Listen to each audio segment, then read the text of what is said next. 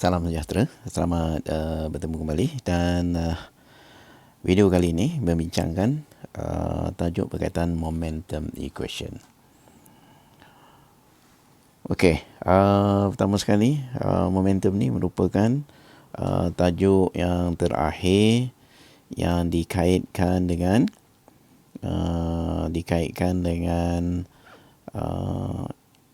control volume equation tu, ya, control volume equation. Okey. So mari kita pergi melihat satu persatu yang dikaitkan dengan momentum equation. Jadi kita mulakan dengan persamaan control volume tadi tu, ya.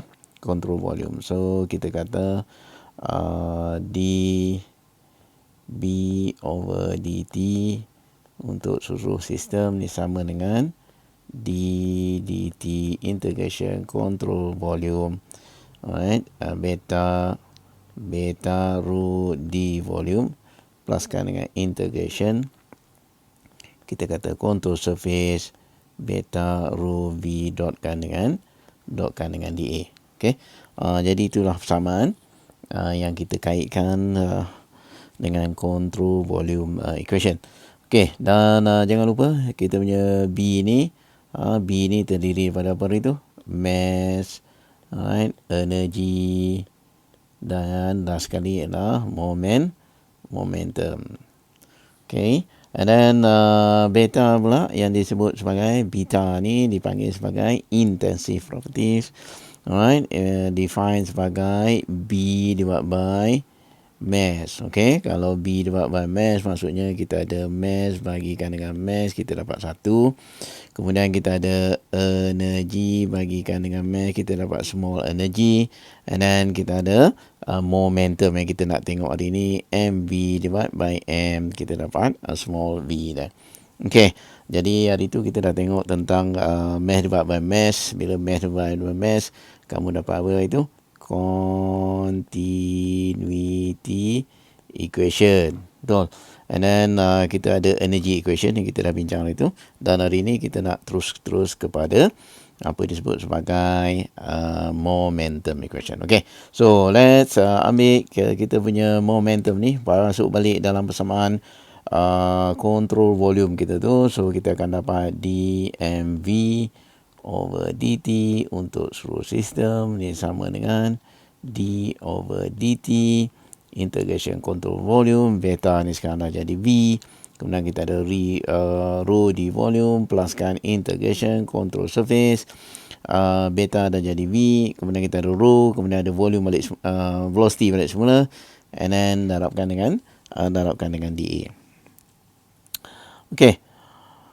Alright, itu persamaan apa disebut sebagai persamaan momentum, perubahan momentum berbanding dengan masa untuk seluruh sistem sama dengan d over dt integration v rho d volume pluskan dengan integration contour surface v rho v dot da. Okay, alright. Tetapi dari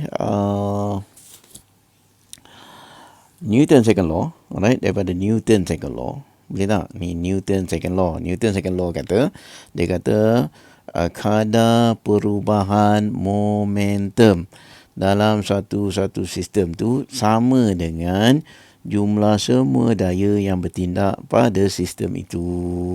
Dapat ayat dia? Okey. Jadi kalau saya kata yang ini kita panggil apa ni? Kadar perubahan. Ini disebut apa sebagai kadar perubahan momentum. Nampak tu? Boleh tak? Ini yang kita nak cari berapa jawapan dia. Kadar perubahan momentum ni sama dengan d over dt seterusnya tu. Kita equation yang kita ada tu. Tapi kadar perubahan momentum ni, boleh tak? Newton kata yang ni dia kata sama dengan kadar perubahan momentum untuk seluruh sistem ni sama dengan apa?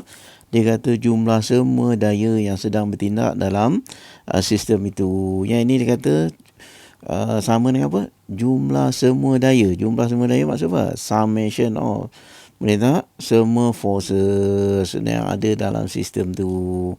Boleh tak? Dia kata ini sama dengan sum F ni. Ya, jumlah daya, semua daya sedang bertindak dalam sistem itu. Jadi kalau macam tu, tak perlulah kita tulis dmv over dt first system, sebab dia kata dmv over dt ni sebenarnya sama dengan apa? Jumlah semua daya yang sedang bertindak. Maka equation kita ni kita ubah balik semula menjadi summation of force untuk seluruh sistem ni sama dengan d dt integration control volume v rho d volume pluskan dengan integration control surface v rho v dot kan dengan dA. Okey. Kemudian dia kata daya pada sistem ni terdiri daripada dua sumber. Boleh tak? Daya ni datangnya daripada dua sumber. Satu datangnya daripada disebabkan oleh mana saya cancel ni. Alright. Datangnya daripada apa disebut sebagai body. Alright. So saya tulis balik di sini. Saya tulis balik semua. Ni sebab dah lari ni. Okey. Maka kita kata apa tadi? Sum F system sama dengan d dt integration control volume v rho d volume pluskan dengan integration control surface v rho v dot kan dengan dA. Boleh. Dan daya F sistem ni datangnya daripada dua sumber. Satu disebabkan oleh summation of F body. Lagi satu disebabkan oleh dipanggil sebagai sum F surface. Boleh tak? Alright, ini dipanggil sebagai a surface force. Okey, dan body ni pula datangnya daripada dua sumber. Satu disebabkan oleh gravity. Alright, dan lagi satu disebabkan oleh magnetic force atau field. Okey. Alright, jadi sekarang kita kata sepanjang kita belajar ni, alright, sebagai mechanical, kita jarang melihat daya datangnya daripada magnetic force. Boleh tak? Jaranglah kita jumpa.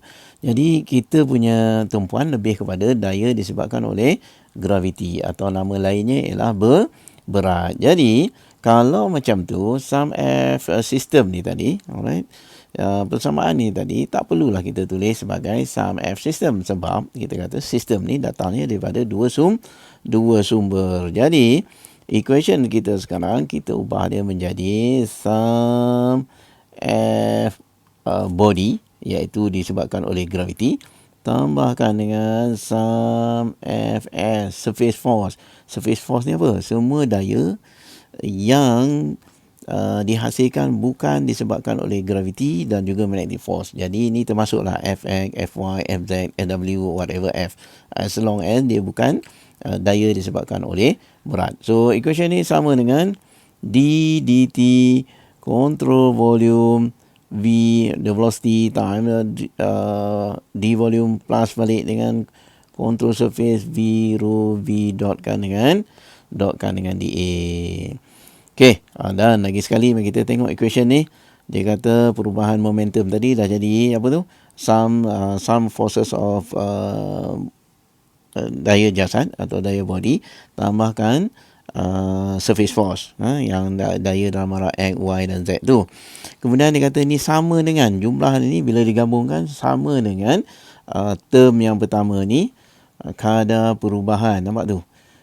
D over dt itu kadar perubahan. Perubahan kat mana? Dekat dalam kontrol volume.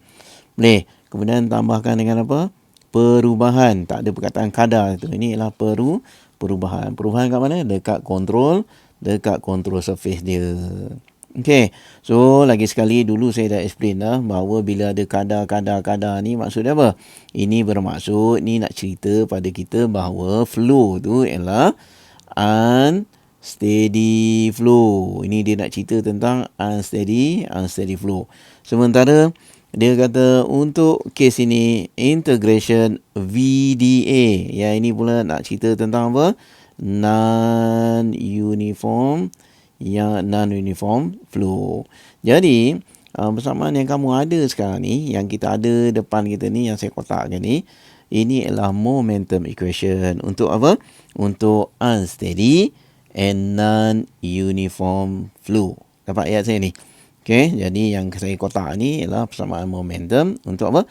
Unsteady and non-uniform flow. Okey, kalau kita kata kita ada steady and non-uniform flow. Alright, kalau kita ada steady and pada masa yang sama kita kata kita ada non-uniform flow. Maka bila dia steady je, maka yang ini dV over dt ni sama dengan kosong. Jadi cancel term yang pertama tu, tinggallah equation kita seperti itu. Boleh. Jadi bila persamaan tu begini, maka kita kata sum FB pluskan dengan sum Fs ini sama dengan integration control surface V rho V dot kan dA. Boleh tak? Ini persamaan yang baru saya tunjukkan ini adalah untuk persamaan momentum untuk steady and non-uniform flow. Ini kan untuk apa? Steady and non-uniform flow. Right. Itulah dia punya equation. Tapi hari itu saya dah janji kepada kamu, kebanyakan masalah kita ni dikaitkan dengan apa?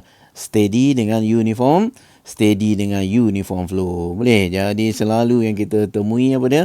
Yang selalu kita jumpa ialah steady and uniform flow. Kalau ada steady and uniform flow, maka momentum equation kita jadi sum FB pluskan dengan sum Fs is equal to, kita kata sum ada contour surface V rho V dot kan dengan A. Right, so inilah dia yang dipanggil apa? Momentum equation for steady and uniform flow. Inilah equation yang penting yang akan diguna pakai untuk kebanyakan masalah yang dikaitkan dengan fluid satu. Apa dia? Sum FB plus sin sum Fs sama dengan sum contour surface V rho V dot A. Okey. Dan diterangkan lagi sekali, alright, dijelaskan lagi sekali, FB ni lebih kepada apa? Berat. Weight. Alright, ni weight, berat. Fs ni semua daya-daya lain. Ni termasuklah daya dalam Fx, Fy, Fz dan lain-lain. Right? Okay. Sementara term yang di hujung ni dia nak tengok apa dia? Perubahan. Boleh tak? Ini ialah perubahan di control surface. Okay. Inilah dia. Persamaan momentum yang pada asalnya kita kata persamaan tu agak canggih dan mengelirukan, tapi akhirnya senang saja. Apa dia? Tambahkan berat dengan segala daya yang ada lain dalam pada sistem tu, dan jumlahnya mesti sama dengan apa? Sama dengan perubahan yang berlaku di permukaan kawalan. Okey, itu adalah persamaan momentum, dan nanti dalam video yang berikutnya kita akan bincang tentang bagaimana nak guna, nak apply persamaan momentum ini.